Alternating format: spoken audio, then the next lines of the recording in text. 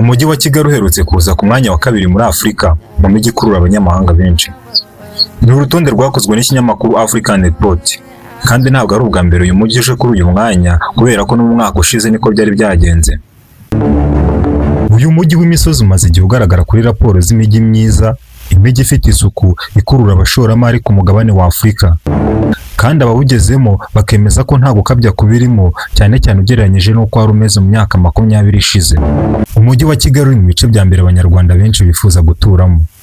Urugero, ibarura rya gatanu ry'ingo ryabaye mu mwaka wa 2022 byagaragaje ko 49% ry'abaturage batuye umujyi wa Kigali bose batawuvukiyemo. Byinshi mu by'umujyi wa Kigali ushimirwa ni ibikorwa remezo biri ku murongo, umutekano, ishoramari rigenda rirushaho kwiyongera umunsi ku wundi, ndetse n'ibikorwa by'imyidagaduro birushaho kwiyongera. Igitangaje ariko ni uko iyi Kigali tubona uyu munsi mu myaka 120 ishize ntawayitekerezaga.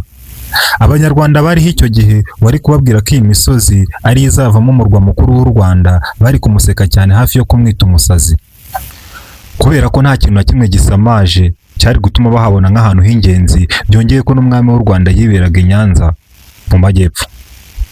Kugira ngo wumve neza buryo ki bitangaje, Umudage wa mbere washyize ingufu muri Kigali ngo umurwa mukuru w'u Rwanda, Richard Kandt, abanyarwanda bamwamaganiye kure cyane, ndetse ashaka ko bawita umurwa mukuru wa Nyarugenge byibuze.